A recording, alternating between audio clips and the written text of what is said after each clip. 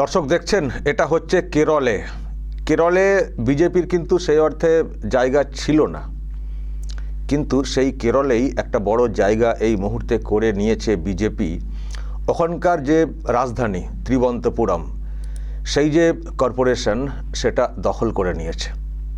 মানে একটা রাজ্যের রাজধানী, সেখানকার যে কর্পোরেশন, সেটা দখল করে নিয়েছে বিজেপি। বিজেপির ওখানে খুব বেশি আসন বা এরকম কিছু নেই, ছিল না, একজন এমপি এমএলএ নেই। কিন্তু এবার যে এই পৌরসভা এবং যে পঞ্চায়েতের যে রেজাল্ট যেটা এসছে সামনে, একেবারে চমকে দেওয়ার মতো বিরাট একটা উত্থান বিজেপির। আর সেই সঙ্গে আরও একটা বিষয়, ওখানে যে বামেদের যে সরকার, এবার যে রেজাল্টটা সামনে এসছে, সেটা যেন কোথাও ইঙ্গিত দিচ্ছে যে আসন্ন বিধানসভা নির্বাচনে পড়ে যাবে, সরকার থাকবে না, বামেদের সরকার থাকবে না। ওটাই তো আছে এখনো পর্যন্ত দেশে। পশ্চিমবঙ্গ থেকে চলে গেছে, ত্রিপুরা থেকে চলে গেছে, কেরলে ছিল, যেটা নিয়ে এই বাংলা থেকেও অনেক কিছু ভাববার বা বলার চেষ্টা হতো বামেদের তরফ থেকে। কিন্তু যা ইঙ্গিত পুরসভা এবং পঞ্চায়েতের রেজাল্টে, তাতে মনে হচ্ছে ওখানেও সরকারটা এবার চলে যাবে। কিন্তু আশাবাদী অনেক বেশি দেখতে পাচ্ছি বিজেপি। আর কংগ্রেসের যে জোট আছে ইউডিএফ, তারাও ভালো রেজাল্ট করেছে। এলডিএফ বামেদের যে জোট, তাদেরকে টপকে গেছে। কিন্তু বিজেপির একটা বড় উত্থান এই মুহূর্তে কিন্তু দেখা যাচ্ছে। আমি দর্শক একটু কথা বলবো, এখানে যারা আছেন বিজেপির, তারাও তো নিশ্চয়ই অক্সিজেন পাচ্ছেন। কারণ লোকসভার ভোটের পরে যেখানে যেখানে বিজেপি লড়ছে, দেশের যে কোনো প্রান্তে যে কোনো নির্বাচন, সেখানেই কিন্তু বিজেপির উত্থান, সেখানেই বিজেপির উত্থান। তো এটার কতটা পজিটিভ ইম্প্যাক্ট এই রাজ্যেও পড়তে পারে, বা এই মুহূর্তে রেজাল্ট কতটা অক্সিজেন দিচ্ছে, তাদেরকে আমি এই নিয়ে কথা বলবো। আমার সঙ্গে এই মুহূর্তে কেয়া ঘোষ রয়েছেন, বিজেপি লিডার এবং মুখপাত্র। কেয়া, বলুন, যে রেজাল্ট সামনে এসছে, কালকেই তো এটা নিয়ে একেবারে হইচই পড়ে গেছিলো, তো কি বলবেন এই রেজাল্ট দেখে? কেরলের মতো জায়গা, যেখানে বিজেপি ভাবতে পারতো না তাদের জায়গা তৈরি করার ক্ষেত্রে, সেখানে এই রকম একটা বড় পৌরসভা কর্পোরেশন সেটা দখল করে নিল, কতটা অক্সিজেন? দেখুন, অক্সিজেনই আমরা পাচ্ছি। সে বিহারের নির্বাচনের পরে বলুন, বা এই কেরলের খুব রিসেন্টলি যে ভোটগুলো হলো, সিভিক বডি ভোটগুলো হলো। তিরুবনন্তপুরম যে কর্পোরেশন ইতিহাসে প্রথমবার ভারতীয় জনতা পার্টি দখল করেছে। অবশ্যই আমার হাসিটা চওড়া তো ছিলই, বিহারের পরে আরো একটু বেশি চওড়া হয়েছে। কিন্তু কয়েকটা তথ্য দিই, শুধুমাত্র তিরুবনন্তপুরম নয়, এখানে অবশ্যই আমরা সংখ্যাগরিষ্ঠ আমাদের মেয়র পাচ্ছি আমরা। কিন্তু অন্যদিকে কোচি, যেটা নিয়ে আর আলোচনা করা দরকার, সেখানেও কিন্তু আমরা, আমাদের একটা আসন ছিল, 6টা আসন বাড়িয়ে সেখানে কিন্তু আমরা রীতিমতন টক করে ফেলে দিয়েছি বামেদের। আচ্ছা, এরপরে চলে আসি কোজিকোড়। কোজিকোড়ে কিন্তু খুব ইন্টারেস্টিং, আপনাকে জানাই শফিকুল দা, যে এখানে আমরা 13টা পেয়েছি, অর্থাৎ 6টা আসন বাড়িয়ে আমরা 13টা পেয়ে এখন কোজিকোড় কিন্তু আমাদেরও হতে পারে।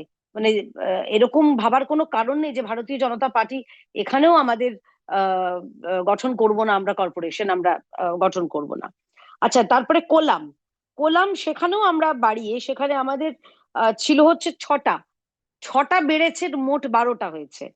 আচ্ছা, এরপরে চলে আসি ত্রিশূর। ত্রিশূরেও আমাদের বেড়েছে, ত্রিশূরে আমাদের আসন সংখ্যা যা ছিল সেখান থেকে বেড়েছে হচ্ছে, আপনাকে বলছি, আমাদের 4টে হয়েছে। একটা ছিল, 4টে হয়েছে, মানে 3টে বেড়েছে। আচ্ছা, এরপরে আমরা চলে আসি, মাফ করবেন, ত্রিশূরে আরো ভালো ফলাফল, আমাদের 2টো বেড়ে 8টা হয়েছে, মানে আমরা 6টা ছিল, 8টা হয়েছে। আচ্ছা, তারপরে চলে আসি কানুর। কানুর, সেখানে আমাদের একটা মাত্র আসন ছিল, সেখানেও 3টে বেড়েছে। অর্থাৎ আপনি যদি মোট যে কর্পোরেশন ফলাফলগুলো দেখেন, তিরুবনন্তপুরমে আমরা জয়লাভ করেছি। কোঝিকোডটা এখনো আমাদের হতে পারে, এখন হাং রয়েছে, ত্রিশঙ্কু অবস্থায় রয়েছে। অন্যদিকে কোচি, কোল্লাম, ত্রিশূর আর কানুর, এইখানেও ভারতীয় জনতা পার্টি অভূতপূর্ব ফল করেছে। আচ্ছা, এটা তো গেল কর্পোরেশনের কথা। এবার যদি আমরা গ্রাম পঞ্চায়েত এগুলোর দিকে নজর রাখি, গ্রাম পঞ্চায়েত সেখানেও কিন্তু ভারতীয় জনতা পার্টি আমরা গেইন করেছি 258টা আসন, অর্থাৎ 1440টা আমরা আছি।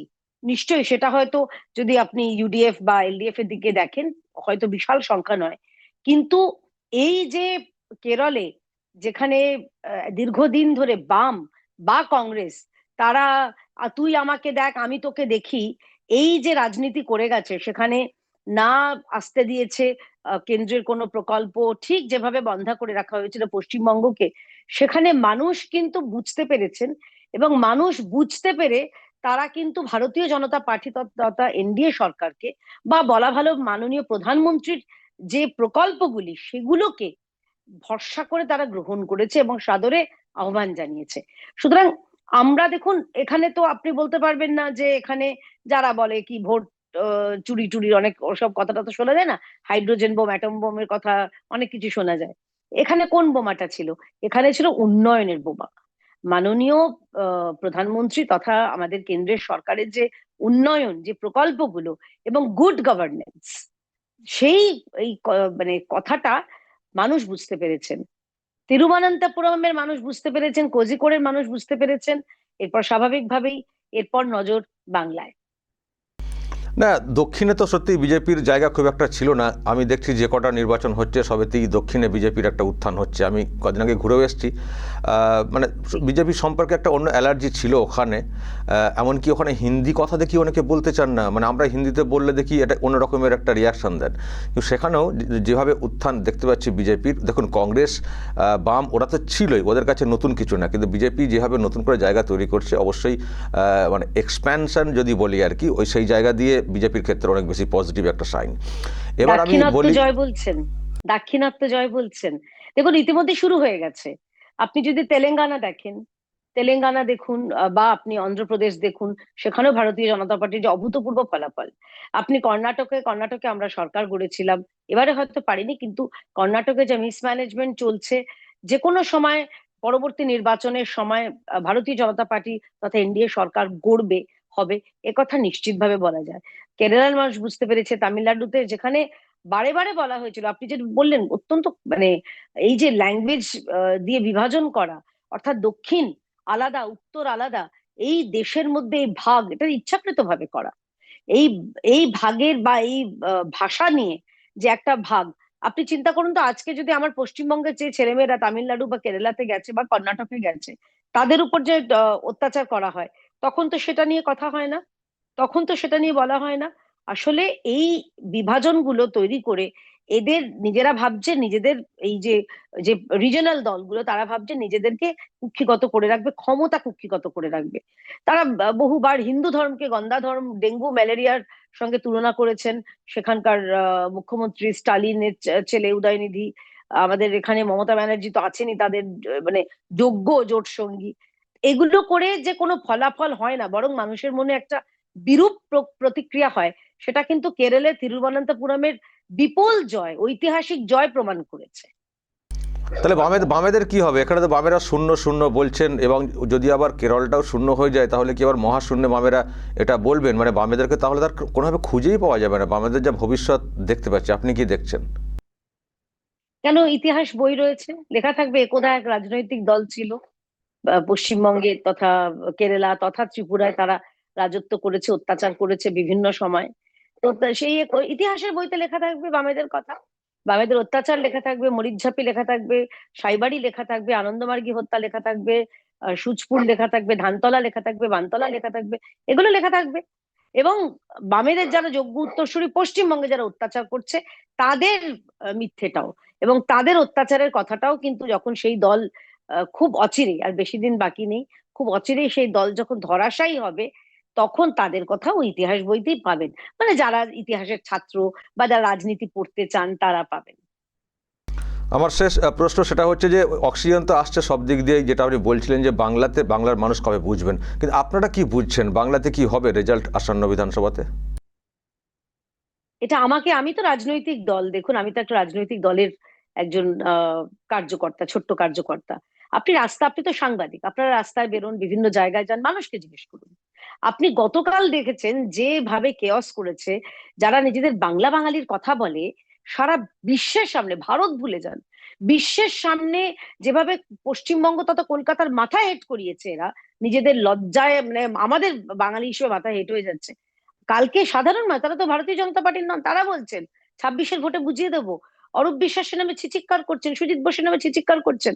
অর্থাৎ একটা দল শুধুমাত্র নিজেদের পরিবার, ভাই ভাইপো, ভাগ্নে ভাগ্নে জামাই, মেয়ে, ভাইজি, এদের নিয়ে যেভাবে মানে আমাদের পশ্চিমবঙ্গের মুখ কলঙ্কে একেবারে কালিমালিপ্ত করলো, এটাতে আমার মনে হয় দেওয়াল লিখন আরো একবার স্পষ্ট হয়েছে যে পশ্চিমবঙ্গে মানুষ পরিবর্তন চাইছে, প্রকৃত পরিবর্তন।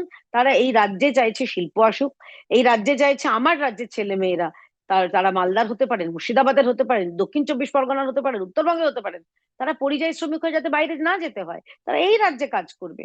আমার রাজ্যের ছেলেমেয়েরা বাইরে যাবে না পড়াশোনা করতে, এখানে উন্নত মানের শিক্ষা, উন্নত মানের স্বাস্থ্য, শুধুমাত্র ওই বাইরে ফেসিয়াল করা স্বাস্থ্য নেই, স্বাস্থ্য কেন্দ্র নয়, যেখানে সত্যিকারের চিকিৎসা হতে পারে।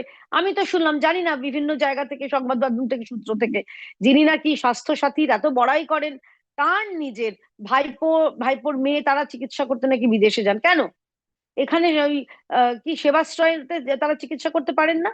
নাকি সেবাশ্রয় গুলো খালি এই রাজ্যের গরিব বোকা মানুষদের জন্য, আর এরা যাবেন বিদেশে যাদের পকেটে টাকা আছে? কেউ যাবেন দক্ষিণে, কেউ যাবেন সিঙ্গাপুর, এইগুলো, কেউ দুবাই, কেউ বাবাই, এইসবে চিকিৎসা করবে।